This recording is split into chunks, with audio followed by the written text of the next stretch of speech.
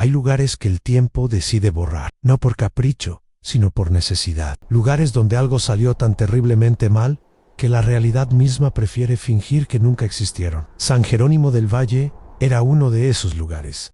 En 1987, el pueblo desapareció de todos los mapas oficiales. No hubo terremoto, no hubo éxodo masivo, no hubo explicación. Simplemente dejó de existir en los registros. Las carreteras que antes conducían allí ahora terminaban abruptamente en la nada, como si alguien hubiera borrado el destino con goma. Los cartógrafos, que intentaron documentar la zona, reportaron migrañas severas y una inexplicable desorientación. Dejaron de intentarlo, pero los mapas antiguos recuerdan, y algunos viajeros, sin saberlo, todavía llevan esos mapas. La lluvia golpeaba el parabrisas con una furia que parecía personal. Mónica ajustó sus manos en el volante, entrecerrando los ojos para ver algo más allá del diluvio que convertía la carretera en un río. Llevaba 5 horas conduciendo desde la ciudad, persiguiendo una entrevista de trabajo en un pueblo costero que prometía ser su salvación económica. El GPS había muerto hacía 1 hora, justo cuando más lo necesitaba. Maldita tecnología, murmuró, alcanzando el mapa de papel que había comprado en una gasolinera abandonada. El anciano que se lo vendió tenía una mirada extraña, casi compasiva, pero Mónica lo había atribuido a la típica desconfianza rural hacia los forasteros. El mapa era viejo, eso era evidente. El papel amarillento crujía entre sus dedos y olía a humedad antigua, pero mostraba un atajo que podía ahorrarle al menos 2 horas de viaje. Un camino secundario que atravesaba un valle y conectaba directamente con la costa. San Jerónimo del Valle leyó en voz alta, trazando la ruta con el dedo. Un punto diminuto en medio de la nada. La decisión fue impulsiva. Cuando vio el desvío marcado con un letrero de madera casi ilegible, giró el volante sin pensarlo demasiado. El camino se estrechó inmediatamente, convirtiéndose en una senda de tierra que el Honda Civic de Mónica no estaba diseñado para atravesar. Las ramas de los árboles arañaban los costados del auto como dedos suplicantes. Solo un par de kilómetros, se dijo. Aunque el mapa no especificaba distancias con claridad, los números parecían borrosos, como si hubieran sido escritos y reescritos varias veces. El bosque se espesaba a ambos lados, creando un túnel verde tan denso que la luz del día apenas penetraba. Mónica encendió las luces, aunque eran apenas las 3 de la tarde. La lluvia había cesado abruptamente al entrar en el camino, lo cual debería haberla aliviado, pero solo incrementó su inquietud. El silencio era absoluto. Ni siquiera el motor de su auto parecía hacer ruido. Fue entonces cuando vio la primera señal, un cartel de bienvenida, pintado a mano con colores que alguna vez fueron brillantes, pero ahora lucían deslavados y fantasmales. Bienvenidos a San Jerónimo del Valle, población 340. La pintura se descascaraba en patrones que parecían deliberados, como si alguien hubiera intentado borrar el mensaje con las uñas. Mónica aminoró la velocidad. Algo en su estómago se retorció, una voz primitiva en su cerebro gritándole que diera la vuelta, pero ya había recorrido casi 5 kilómetros por ese camino infernal, y la idea de hacer el trayecto inverso en reversa era peor que continuar adelante. El pueblo apareció como una herida en el paisaje. Primero fueron las casas en la periferia, estructuras de madera con techos de tejas rojas que alguna vez debieron ser pintorescas, pero ahora lucían torcidas, como si la gravedad funcionara de manera diferente allí. Los jardines estaban perfectamente cuidados, lo cual era lo más perturbador de todo. Rosas florecían en arreglos simétricos. El césped estaba recortado con precisión militar, pero no había nadie a la vista. Mónica se detuvo frente a lo que parecía ser la plaza principal. Una iglesia colonial dominaba el espacio, su campanario elevándose hacia un cielo que había adquirido un tono gris, ceniza antinatural. Alrededor de la plaza había tiendas con letreros antiguos en una panadería, una farmacia, un pequeño mercado. Todas tenían las luces encendidas, todas parecían operativas, pero no había un alma. Apagó el motor, y el silencio que siguió fue tan profundo que pudo escuchar su propia respiración. Por un momento, consideró quedarse en el auto, atravesar el pueblo sin detenerse, y olvidar que alguna vez estuvo allí, pero necesitaba indicaciones. Necesitaba saber dónde diablos estaba. Abrió la puerta del auto. El aire afuera tenía un olor peculiar, como a flores marchitas y papel viejo. No hacía frío ni calor.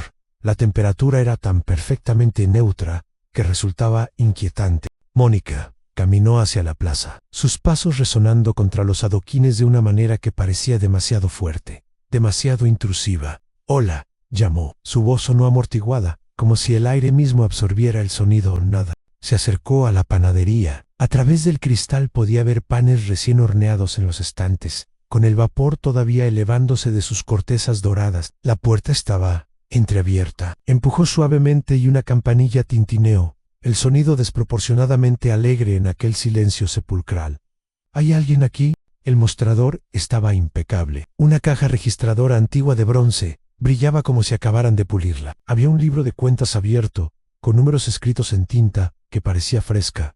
Mónica se inclinó para leer la fecha. 15 de octubre de 1986, su sangre se heló. Mónica retrocedió de la panadería, su corazón martillando contra sus costillas. Menos 1986, casi 40 años atrás. Pero los panes estaban calientes, las luces encendidas, todo parecía haber sido tocado hace apenas minutos. Es una recreación, se dijo en voz alta, necesitando escuchar algo, aunque fuera su propia voz temblorosa. Un museo, o un proyecto de conservación histórica. Tiene que serlo, pero entonces escuchó las campanas. El sonido provenía de la iglesia, un repique metálico que resonaba a través de la plaza como una llamada. No era el tañido automatizado que Mónica conocía de las iglesias modernas, sino el sonido irregular y humano de alguien jalando una cuerda, con toda la imperfección que eso conllevaba. Y luego los vio. Emergieron de las casas de manera simultánea, como si hubieran estado esperando una señal. Primero fueron 3, luego 10, luego decenas de personas que llenaban la plaza, con una coordinación silenciosa que resultaba profundamente antinatural. Hombres con sombreros de paja y camisas perfectamente planchadas. Mujeres con vestidos florales que parecían salidos de un catálogo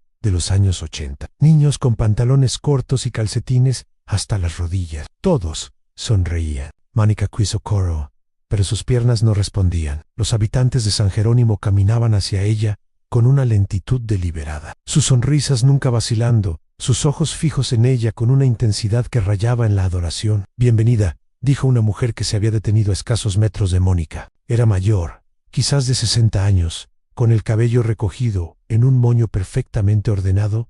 Hemos estado esperándote. Yo solo necesito indicaciones, tartamudeó Mónica. Estoy perdida. Necesito llegar a la costa. La mujer ladeó la cabeza, y algo, en ese gesto, le recordó a Mónica a un pájaro estudiando a un insecto. La costa, querida, no hay costa, solo está San Jerónimo. Siempre ha sido así. Los demás habitantes asintieron al unísono, un movimiento sincronizado que hizo que la piel de Mónica se erizara. Eso no es cierto, respondió Mónica, intentando mantener la voz firme. Vine por la carretera.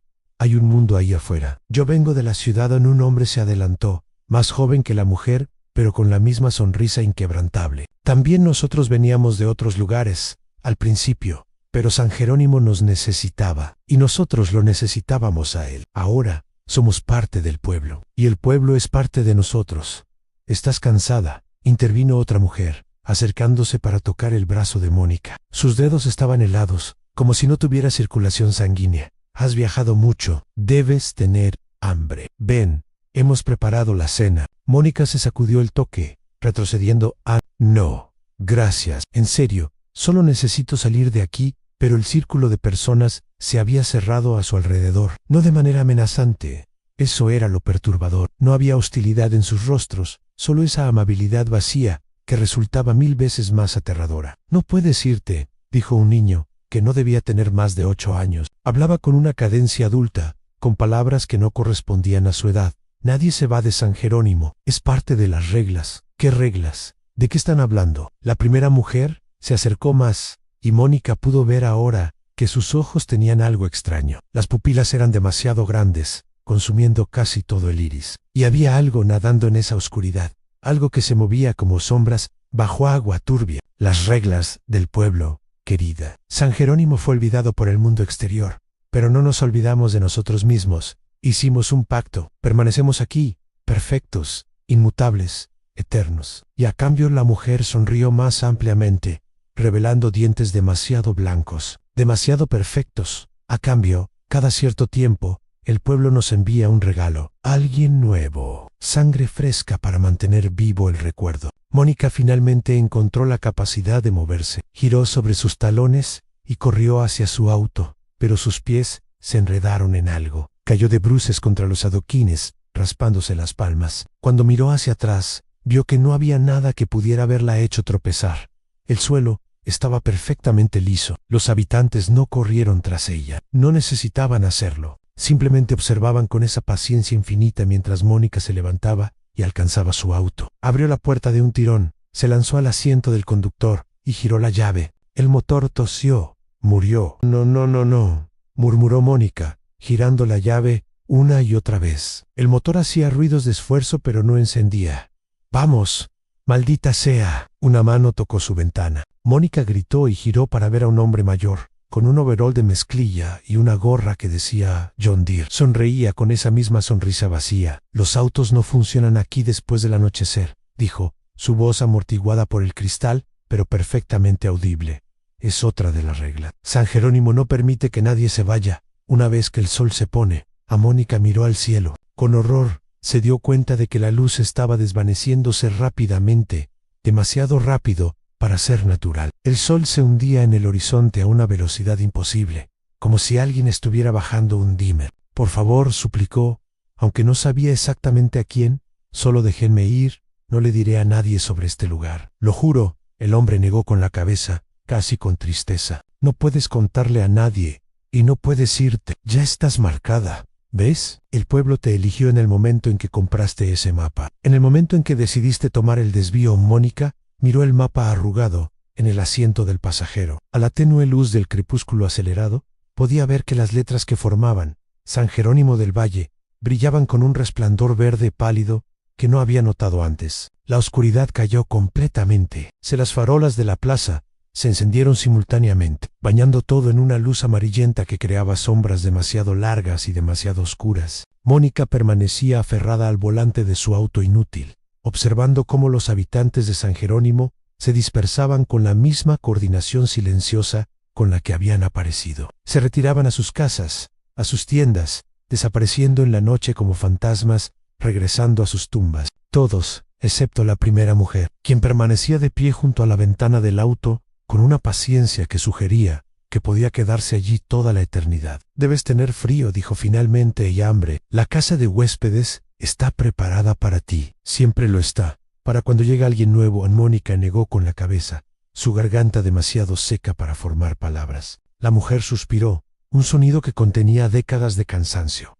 Puedes quedarte en el auto si lo prefieres, querida. Pero hace frío por las noches en San Jerónimo. Un frío que penetra hasta los huesos, hasta el alma y el hambre. Bueno, el hambre aquí es diferente, no es solo del cuerpo, es un hambre de cordura, de esperanza. Te consumirá mucho más rápido que cualquier hambre normal. Como para enfatizar sus palabras, una brisa helada atravesó la plaza. Mónica se estremeció involuntariamente, y la mujer sonrió con algo que podría haber sido genuina compasión. Me llamo Beatriz, dijo. Fui la maestra de la escuela. Llegué aquí en 1983, buscando un lugar tranquilo para enseñar después de que la ciudad se volviera demasiado complicada. Pensé que sería temporal. 3 años después, cuando el pueblo desapareció del mundo, yo desaparecí con él. Mónica encontró su voz, aunque salió como un susurro ronco. ¿Qué le pasó a este lugar? ¿Por qué desapareció? Beatriz miró hacia la iglesia, su expresión volviéndose distante. Fue el padre Rodrigo en él. Encontró algo debajo de la iglesia, en las catacumbas que nadie sabía que existían, un altar anterior a la conquista, anterior incluso a los pueblos indígenas que conocemos, al algo antiguo, algo que nunca debió ser desenterrado. La mujer se agachó para quedar a la altura de la ventana, sus ojos oscuros reflejando la luz amarilla de las farolas. El padre Rodrigo pensó que podía controlarlo, usarlo. Hizo un ritual en 1986, prometiendo a la cosa del altar lo único que valoraba a su congregación, su pueblo, la eternidad de sus almas, en este lugar. A cambio, San Jerónimo sería preservado para siempre, intocado por el tiempo, el progreso, el olvido. Pero algo salió mal, continuó Beatriz. El ritual funcionó demasiado bien. San Jerónimo fue arrancado del flujo normal del tiempo. Nos convertimos en un bolsillo, una burbuja existiendo entre los segundos del mundo real, y aquellos que estábamos aquí cuando sucedió, quedamos atrapados ni vivos ni muertos, existiendo en un eterno 15 de octubre de 1986. Mónica sintió que las lágrimas rodaban por sus mejillas. ¿Y yo? ¿Qué me pasará a mí? Eso depende, respondió Beatriz, enderezándose. Algunos luchan contra San Jerónimo, se aferran a sus recuerdos del mundo exterior, a su identidad. Eventualmente, el pueblo los consume de todas formas, pero es un proceso doloroso. A otros han hizo una pausa, eligiendo sus palabras cuidadosamente. Otros aceptan, se convierten en parte del pueblo, y el pueblo se convierte en parte de ellos. Es más fácil así. Más pacífico, jamás, escupió Mónica, limpiándose las lágrimas con furia. Antes muerta que convertirme en lo que sea que ustedes son. Beatriz asintió, como si hubiera esperado exactamente esa respuesta. Eso dijimos todos al principio. Ven, te mostraré algo. La mujer comenzó a caminar hacia uno de los edificios, al otro lado de la plaza. Una estructura de 2 pisos, con un letrero que decía pensión familiar. Mónica observó su silueta alejándose, luchando consigo misma. Cada instinto le gritaba que se quedara en el auto, que no siguiera a esa criatura que fingía ser humana. Mónica despertó con el sol filtrándose por la ventana, lo cual era imposible, porque había estado segura de que no dormiría. Se incorporó bruscamente, desorientada, su corazón latiendo salvajemente. El reloj en la pared marcaba las 6:30 am. Los sándwiches seguían en el plato, intactos. Al menos eso era un pequeño triunfo. Se acercó a la ventana y observó la plaza. El pueblo se veía completamente diferente, bajo la luz del sol, pintoresco, casi idílico. Las casas coloniales brillaban con colores pastel. Los jardines florecían exuberantes, y podía ver a los habitantes comenzando sus rutinas matutinas. Un hombre barría la acera frente a su tienda. Una mujer regaba las plantas en su porche. Niños corrían hacia lo que parecía ser una escuela. Era una imagen de perfección pastoral que resultaba más perturbadora que cualquier horror nocturno. Mónica se lavó la cara en el pequeño baño adjunto a la habitación. El agua estaba helada, pero al menos la despejó completamente. Se miró en el espejo, buscando señales de que algo hubiera cambiado en ella durante la noche. Sus ojos eran los mismos, su rostro el mismo, sí, por ahora. Bajó las escaleras con determinación. La pensión parecía vacía, pero sobre la mesa del comedor había un desayuno preparado en huevos, pan tostado, café humeante. Una nota escrita en caligrafía perfecta decía: para cuando despiertes. Beatriz. Mónica ignoró la comida y salió a la calle. La iglesia la esperaba al otro lado de la plaza, su presencia dominante imposible de ignorar. Las campanas comenzaron a repicar cuando Mónica puso un pie en los adoquines, como si el edificio mismo fuera consciente de su intención. Cruzó la plaza rápidamente, consciente de las miradas de los habitantes. No se acercaron a ella esta vez, pero la observaban con esa misma atención fija que había notado la noche anterior. Algunos susurraban entre ellos, sus palabras demasiado bajas para ser escuchadas, pero el tono inconfundiblemente preocupado. Las puertas de madera de la iglesia eran masivas, talladas con escenas bíblicas que habían sido desgastadas por décadas de uso. Mónica empulló, esperando resistencia, pero las puertas se abrieron sin esfuerzo, como si hubieran estado esperándola. El interior era cavernoso y frío. Hileras de bancos de madera se extendían hacia el altar, donde una figura solitaria arrodillada rezaba frente a un crucifijo gigante. Velas parpadeaban a lo largo de las paredes, creando sombras danzantes que parecían tener vida propia. Los pasos de Mónica resonaron contra las baldosas de piedra mientras avanzaba por el pasillo central. La figura arrodillada no se movió, ni siquiera cuando ella se detuvo a escasos metros de distancia. Padre Rodrigo, dijo, su voz resonando en el espacio vacío. El hombre finalmente se movió, levantándose lentamente, como si sus articulaciones estuvieran oxidadas. Cuando se giró, Mónica tuvo que reprimir un grito. El padre Rodrigo había sido un hombre alto alguna vez, pero ahora estaba encorvado, su cuerpo retorcido en ángulos que no eran del todo naturales. Su sotana negra colgaba de su figura demacrada como un sudario.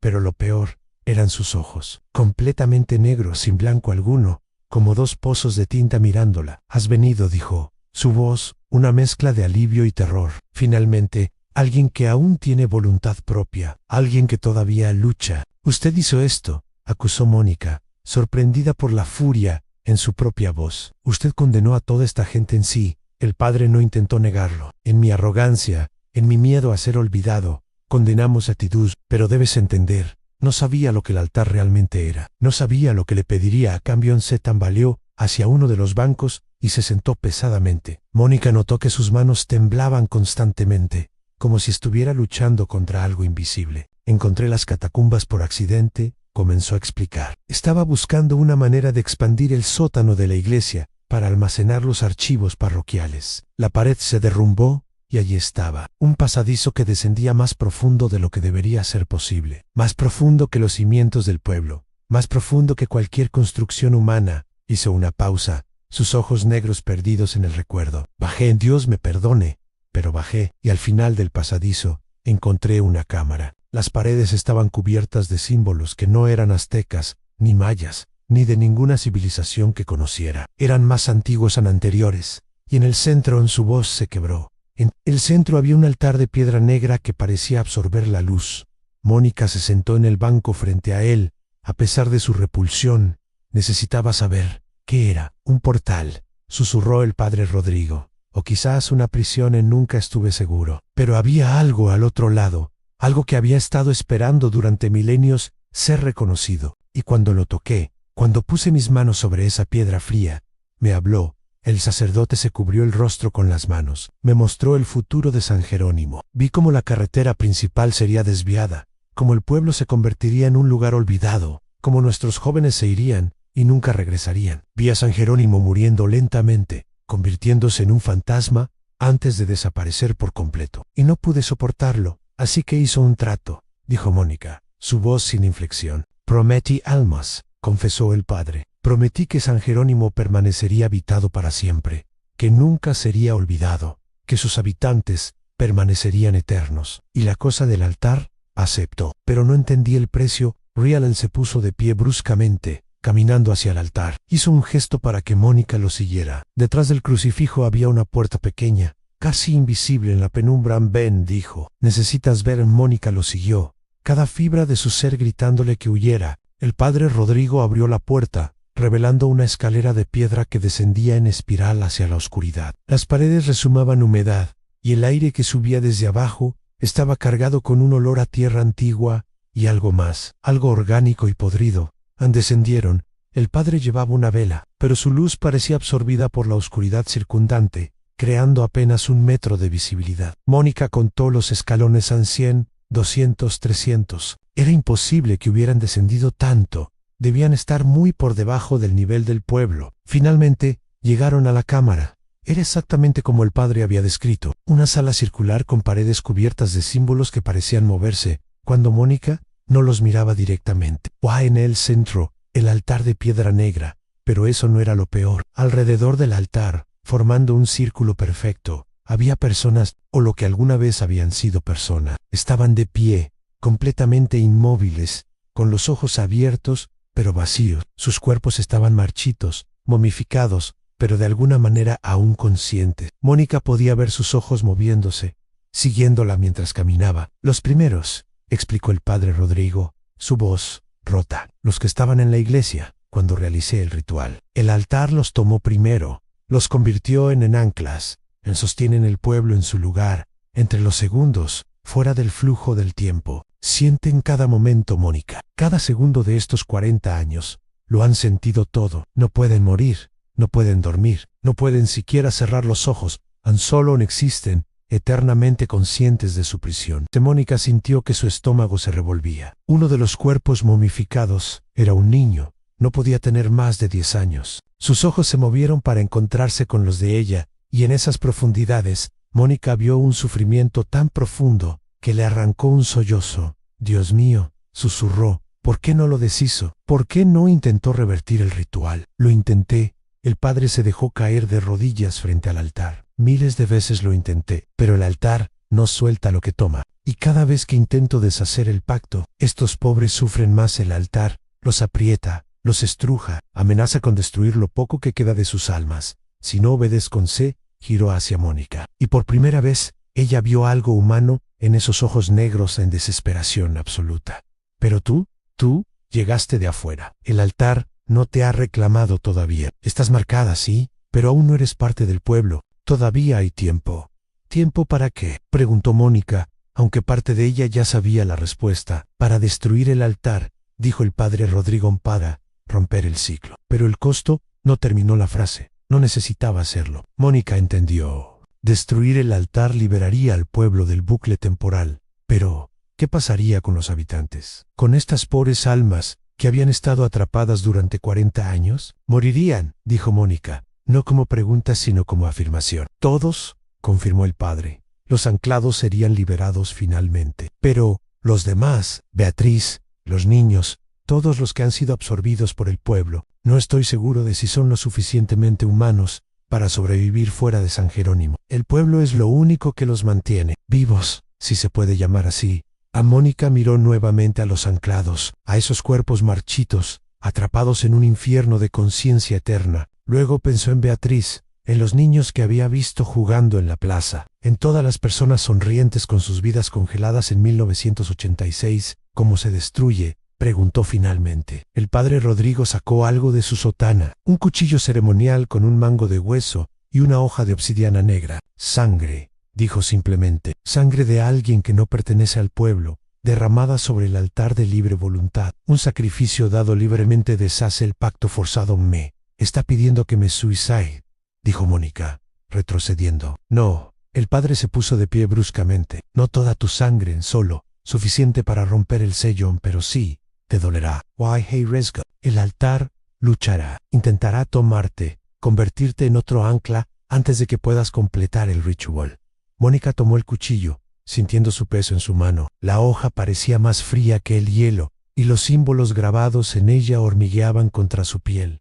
Si hago esto, dijo lentamente, ¿me liberará también? ¿Podré irme? El padre Rodrigo no respondió inmediatamente. Esa era respuesta suficiente. No lo sabes, concluyó Mónica. Podría quedar atrapada aquí de todas formas. Es posible, admitió el sacerdote, pero al menos tendrías la oportunidad de luchar. Ahora mismo, cada minuto que pasas en San Jerónimo, el pueblo te reclama un poco más. Pronto serás como Beatriz, como todos los demás, y entonces no habrá vuelta atrás. Mónica miró el altar, luego a los anclados, luego de vuelta el cuchillo en su mano. Era una elección imposible, sacrificarse posiblemente en vano, condenando a docenas de personas a una muerte inmediata, o no hacer nada, y perder lentamente su humanidad hasta convertirse en otra residente sonriente de este pueblo fantasma. Necesito pensar, dijo finalmente, devolviendo el cuchillo al padre. Él lo tomó sin objeción.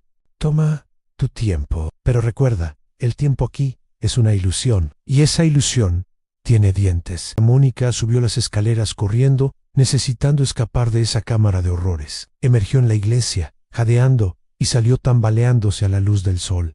Beatriz la esperaba afuera. Así que ahora lo sabes, dijo la antigua maestra. No era una pregunta. Mónica asintió, incapaz de encontrar palabras. Y ahora debes elegir, continuó Beatriz. Su sonrisa perpetua había desaparecido, reemplazada por una expresión de profunda tristeza. Eso es lo que hace especial a cada nuevo llegado. Aún tienen elección, aún pueden decidir. ¿Qué elegiste tú?, preguntó Mónica. Beatriz miró hacia el cielo, hacia ese sol que siempre brillaba con la misma intensidad. Del 15 de octubre de 1986, elegí la paz, elegí no luchar. Dejé ir mis recuerdos, mi identidad, todo lo que era. Y a cambio, el pueblo me dio, si no felicidad, al menos ausencia de dolor. ¿Lo lamentas? Todos los días, susurró Beatriz. Todos los días que son el mismo día, pero no tengo el coraje que tú tienes. No puedo cargar con el peso de condenar a todos estos inocentes solo para salvarme a mí misma. Se alejó lentamente, sus pasos arrastrándose. Tienes hasta el anochecer para decidir, Mónica.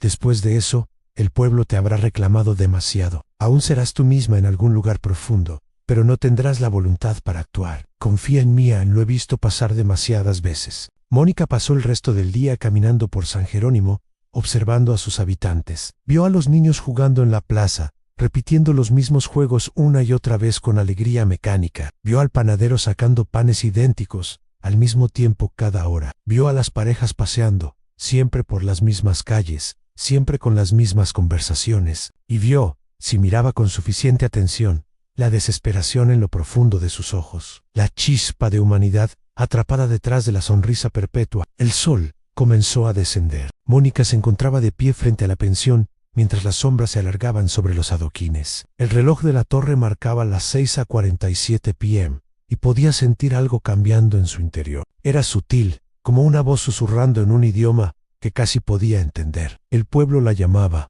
invitándola a rendirse, a aceptar, a dejar de luchar.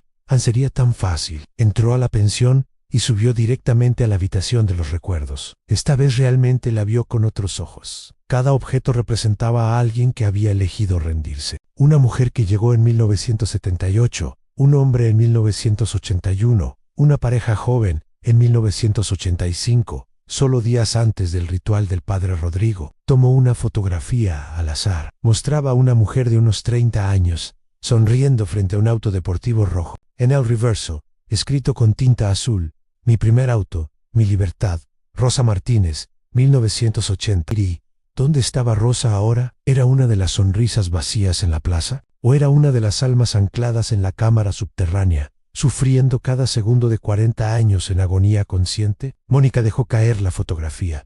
Su mano temblaba. No podía quedarse, no podía convertirse en eso, pero tampoco podía cargar con el peso de matar a todas estas personas, porque eso es lo que haría si destruía el altar. No importaba lo que el padre Rodrigo dijera sobre liberarlos, la verdad era que los condenaría a muerte. ¿Hay alguna manera de salvarlos?, preguntó en voz alta.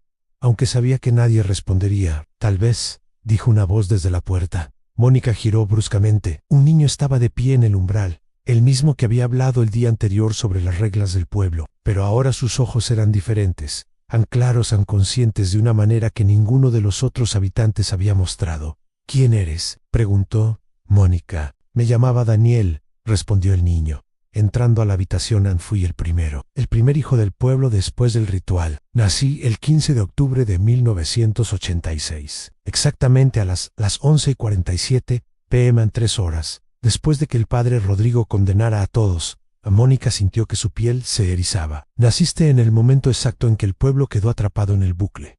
Sí.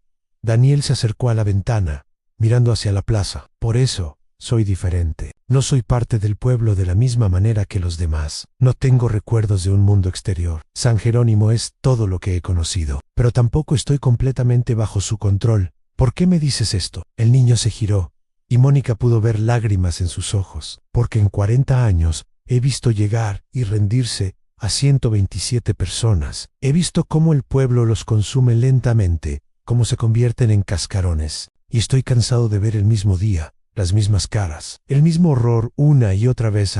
Se acercó a Mónica tomando su mano. Sus dedos estaban calientes, no fríos como los de Beatriz. Hay otra manera, susurró. El padre Rodrigo no te lo dijo porque tiene miedo, pero yo lo he estado buscando durante décadas. He leído cada libro en la iglesia, he estudiado cada símbolo en las catacumbas. ¿Qué otra manera? El altar necesita anclas, explicó Daniel. Necesita almas atrapadas para mantener el pueblo fuera del tiempo. Ahora hay 16 almas ancladas, pero en 1986, cuando el ritual se completó, solo había una. Mónica sintió que su sangre se helaba. El padre Rodrigo, en exacto. Él fue el primer anclado. Su sacrificio fue lo que hizo funcionar el ritual. Pero luego, cuando vio el horror que había creado, cuando intentó revertirlo, el altar lo castigó. Tomó a 15 personas más de su congregación y las convirtió en anclas también. Un recordatorio constante de su pecado. En Daniel sacó un libro delgado de debajo de su camisa. Las páginas estaban amarillentas y cubiertas con la misma escritura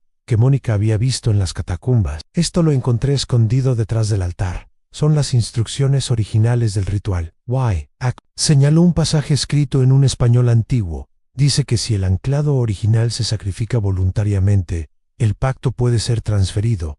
¿Transferido a dónde? A nadie. Los ojos de Daniel brillaban con algo que podría haber sido esperanza. Si el padre Rodrigo se destruye a sí mismo en el altar, cortando la conexión original, el bucle se romperá, pero no instantáneamente. Habrá una ventana, quizás una hora, antes de que el pueblo colapse completamente. Tiempo suficiente para que aquellos que aún conservan suficiente humanidad escapen. ¿Y los demás?, preguntó Mónica, aunque sabía la respuesta. Los que se han rendido completamente, como Beatriz, son parte del pueblo ahora. No pueden existir fuera de él. Cuando San Jerónimo caiga, caerán con él. La voz del niño se quebró. Mi madre está entre ellos. La he visto caminar por la plaza durante 40 años, sonriendo esa maldita sonrisa, sin reconocerme nunca realmente. Mónica se arrodilló para quedar a la altura de Daniel. ¿Por qué el padre no ha hecho esto? Sí sabe que puede terminar con todo, porque es un cobarde. Escupió el niño con una amargura que no correspondía a su apariencia infantil. Prefiere sufrir eternamente en las catacumbas antes que enfrentar su destrucción final. Le tiene miedo a lo que venga después. Al juicio Anne se puso de pie, caminando hacia la puerta. Pero tú no le tienes miedo, ¿verdad, Mónica? Viniste a la iglesia esta mañana sabiendo que era peligroso. Bajaste a las catacumbas cuando cualquier persona cuerda habría huido. Tienes el coraje que él perdió. ¿Qué quieres que haga? Daniel le entregó el libro. Convéncelo, ufuerzalo. Haz lo que tengas que hacer, pero haz que complete el sacrificio. Es la única manera de salvar a los que todavía pueden ser salvados. ¿Tú puedes ser salvado?, preguntó Mónica. El niño sonrió, y fue la sonrisa más triste que Mónica había visto jamás. No lo sé. Nací aquí. Quizás San Jerónimo sea todo lo que soy, pero me gustaría averiguarlo. Me gustaría ver el mundo exterior, aunque sea solo por una hora antes de que todo termine. Se desvaneció en el pasillo, dejando a Mónica sola, con el libro antiguo en sus manos. El reloj marcaba las 7:15 p.m. El crepúsculo se profundizaba sobre el pueblo. Mónica bajó las escaleras y salió a la plaza. Los habitantes estaban reuniéndose nuevamente, formando ese círculo amenazante alrededor de ella. Pero esta vez, Mónica no se detuvo. Caminó directamente hacia la iglesia, empujando a través de la multitud, silenciosa. Beatriz intentó detenerla, agarrando su brazo. No, suplicó. No hagas lo que sea que estés planeando. Por favor, el pueblo solo quiere paz. Solo quiere existir. Mónica Seisafo. Esto es paz. Beatriz, vivir el mismo día una y otra vez por toda la eternidad, ser un títere sonriente sin voluntad propia, es mejor que la alternativa, respondió Beatriz. Y por primera vez su voz sonó completamente humana, completamente atejada. Sé lo que Daniel te dijo, sé lo que estás planeando. Pero si destruyes el pueblo, nos destruyes a todos. A mí, a los niños, a todos los que han encontrado refugio aquí. ¿Refugio? Mónica rió amargamente. ¿Llamas refugio a esto? Esto es una prisión, una tumba donde ni siquiera te permiten la misericordia de la muerte. Entró a la iglesia, cerrando las puertas detrás de ella. En la penumbra iluminada por velas, el padre Rodrigo estaba de pie frente al altar, como si hubiera estado esperándola. ¿Has hablado con el niño?, dijo. No era una pregunta. ¿Por qué no me dijiste sobre la transferencia del anclaje?, demandó Mónica, acercándose. ¿Por qué fingiste que la única solución era mi sacrificio? El padre bajó la mirada. Porque soy un cobarde. Porque después de 40 años de tormento, todavía le tengo más miedo a mi fin que a una eternidad de sufrimiento. Mónica arrojó el libro antiguo a sus pies. Termina con esto. Ahora completa el sacrificio y libera a estas personas. No puedo. Si puedes, gritó Mónica. Eres el único que puede hacer esto. Es tu responsabilidad terminarlo. El padre Rodrigo se dejó caer de rodillas, sollozando. He visto el altar. He sentido lo que hay al otro lado. Es hambre, Mónica, hambre infinita y consciente. Si me destruyo en él, no habrá paz para mí. Solo seré consumido, devorado por esa hambre, consciente por toda la eternidad mientras digiere mi alma. ¿Y qué hay de las 16 almas que ya están siendo digeridas?, contraatacó Mónica. ¿Qué hay de ese niño que viste en las catacumbas? ¿Cuánto tiempo más tiene que sufrir por tu cobardía? El padre no respondió. Solo continuó llorando. Mónica tomó el cuchillo ceremonial del altar donde el padre lo había dejado. La hoja de obsidiana brillaba con luz propia ahora, pulsando al ritmo de un corazón. Si no lo haces tú, lo haré yo. Derramaré mi sangre en el altar, romperé el sello y dejaré que las consecuencias caigan donde deban. No. El padre se puso de pie bruscamente. Eso solo te convertiría en otra ancla. El altar no puede ser engañado tan fácilmente. Necesita el sacrificio específico del anclado original. Cualquier otra cosa solo alimentará el bucle. Entonces hazlo, dijo Mónica, ofreciéndole el cuchillo. O júrame que pasarás otros 40 años, otros 100, otros 1000, mirando a esas almas sufrir mientras tú te ocultas de tu destino. El padre Rodrigo extendió una mano temblorosa, tomó el cuchillo, lo miró durante un largo momento, su reflejo distorsionado en la obsidiana negra. Que Dios me perdone, susurró finalmente, aunque sé que no lo hará. Se dirigió hacia la puerta que conducía a las catacumbas. Mónica lo siguió, su corazón latiendo salvajemente. Bajaron las escaleras en silencio, el peso de lo que estaba a punto de suceder aplastante sobre ambos. En la cámara, los 16 anclados los observaban con sus ojos inmóviles. Mónica podría jurar que había esperanza en esas miradas, aunque quizás solo estaba proyectando sus propios deseos. El padre Rodrigo se acercó al altar de piedra negra, levantó el cuchillo sobre su pecho, directamente sobre su corazón. Cuando lo haga, dijo sin girar a mirar a Mónica, Tendrás aproximadamente 1 hora. El pueblo comenzará a colapsar inmediatamente, pero el proceso toma tiempo. Sal tan rápido como puedas. Lleva a cualquiera que todavía pueda moverse, cualquiera que todavía tenga suficiente voluntad. Y cuando estés afuera, cuando estés a salvo en el mundo real, su voz se quebró. Recuérdanos, recuerda que una vez fuimos reales, que amamos, que temimos, que existimos. No dejes que seamos olvidados por completo. Lo prometo, susurró Mónica, lágrimas rodando por sus mejillas. El padre Rodrigo cerró sus ojos negros y hundió la hoja en su corazón. El grito que salió del altar no era humano. Era el sonido del tiempo mismo desgarrándose Gigalidalis, colisionando de un pacto antiguo, rompiéndose en 1000 pedazos. Las paredes de la cámara temblaron violentamente y las grietas comenzaron a extenderse por la piedra como venas negras. El padre Rodrigo cayó de rodillas, el cuchillo todavía enterrado en su pecho. Sangre brotaba de la herida, pero no era roja. Era negrao como Chintau, y donde tocaba el altar, la piedra siseaba y humeaba como si fuera ácida. Los 16 cuerpos anclados comenzaron a convulsionarse. Mónica observó con horror y alivio mezclados, mientras sus formas marchitas empezaban a desintegrarse, convirtiéndose en ceniza que flotaba hacia arriba, como si obedeciera a una gravedad invertida. Pero en sus rostros, en esos últimos momentos, Mónica vio algo que no había visto antes en paz. El niño de 10 años fue el último en desvanecerse. Sus ojos encontraron los de Mónica, y movió los labios formando una palabra silenciosa: gracias. Luego se fue, liberado finalmente. El altar comenzó a resquebrajarse. La piedra negra que había parecido indestructible, ahora se fragmentaba, revelando algo debajo, algo que pulsaba con una luz enfermiza, verde-amarilla. Mónica no quería ver qué era. No quería saber que había estado alimentándose de las almas atrapadas durante 40 años. ¡Corre!, gritó una voz. Daniel estaba en la entrada de la cámara, sus ojos muy abiertos. Todo el pueblo se está derrumbando. Tienes que salir ahora. Mónica miró una última vez al padre Rodrigo. El sacerdote estaba sonriendo, a pesar de que su cuerpo se desintegraba de la misma manera que los anclados. Ve, susurró con voz que se desvanecía. Sálvalos. Salva a los que puedas. Mónica corrió hacia la escalera, siguiendo a Daniel. Mientras subían, podía escuchar el sonido del altar derrumbándose detrás de ella. Ese aullido sobrenatural que le helaba la sangre. La escalera misma se estaba desmoronando, los escalones desapareciendo apenas segundos después de que sus pies los dejaran.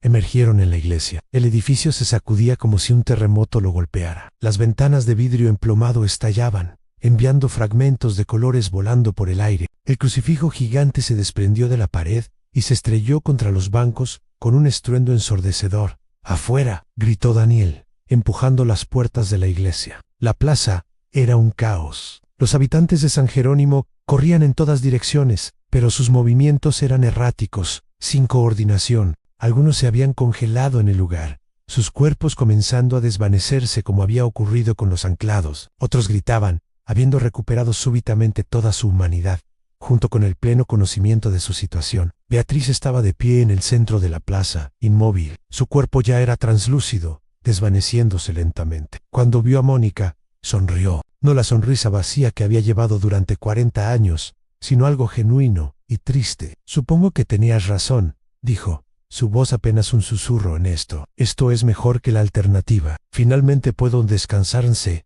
Desvaneció completamente, convirtiéndose en partículas de luz que flotaron hacia arriba antes de dispersarse en la noche. Mónica. Daniel la agarró del brazo. Los que todavía son sólidos, los que todavía pueden moverse, necesitan salir del pueblo antes de que todo colapse. ¿Ayúdame a reunirlos? Mónica asintió y comenzó a gritar, llamando a cualquiera que pudiera escucharla. Aproximadamente una docena de personas respondieron, emergiendo de las casas que se derrumbaban. Eran aquellos que habían llegado más recientemente, que no habían tenido tiempo de rendirse completamente al pueblo. Mi auto, gritó Mónica, está al otro lado de la plaza. Corrieron hacia el Honda Civic. Mónica metió la llave en la ignición con manos temblorosas y, milagrisemen, el motor rugió a la vida. El pueblo ya no tenía poder sobre los vehículos. Suban todos los que puedan, ordenó. 6 personas se apretujaron en el auto. Daniel se sentó en el asiento del pasajero. ¿Y los demás?, preguntó una mujer desde el asiento trasero, señalando a la media docena de personas que no cabían en el auto. Correremos, dijo un hombre joven. Hay que seguir el mismo camino por donde Mónica entró. Es la única salida. Mónica pisó el acelerador. El auto salió disparado de la plaza, mientras a su alrededor San Jerónimo se desintegraba. Las casas coloniales se derrumbaban como castillos de naipes.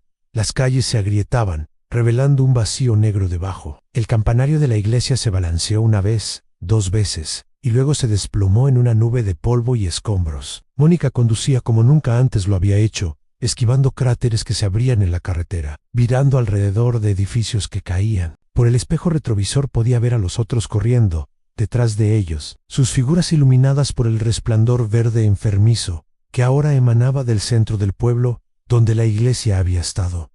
El camino de tierra apareció adelante. Mónica giró bruscamente, las llantas chirriando. El bosque se espesaba a ambos lados, esos mismos árboles que habían arañado su auto 2 días antes. ¿O habían sido 2 días? El tiempo había perdido todo significado en San Jerónimo. Detrás de ellos, el pueblo implosionaba. Mónica lo vio en el espejo en toda San Jerónimo del Valle, colapsando hacia un punto central, como si un agujero negro lo estuviera succionando. El resplandor verde se intensificó hasta ser cegador, y luego, a nada. El pueblo simplemente dejó de existir. Donde había estado San Jerónimo, ahora solo había un claro vacío en el bosque, como si nunca hubiera habido nada allí. El auto de Mónica salió disparado del camino de tierra y volvió a la carretera principal. La luna brillaba arriba, las estrellas parpadeaban, y todo era gloriosamente normal. Mónica se detuvo en el arcén, jadeando, su corazón latiendo tan fuerte que pensó que podría explotar. Los pasajeros comenzaron a salir del auto lentamente, mirando a su alrededor con asombro. Estaban de vuelta. Estaban en el mundo real. Mónica miró a Daniel. El niño estaba temblando, lágrimas rodando por sus mejillas, mientras miraba el cielo estrellado. Nunca había visto las estrellas, susurró. En San Jerónimo, el cielo nocturno siempre estaba nublado. Siempre los otros 6 corredores emergieron del camino forestal. Momentos después, colapsando en el pavimento con alivio exhausto. 13 personas en total. 13 de los cientos que habían estado atrapados en San Jerónimo a lo largo de los años. ¿Qué hacemos ahora?, preguntó la mujer del asiento trasero. No tenemos identificaciones. Officialmente, algunos de nosotros hemos estado muertos durante años. ¿Cómo explicamos? No lo sé, admitió Mónica. Pero estamos vivos, estemos libres. Eso tiene que contar para algo. Miró su teléfono móvil.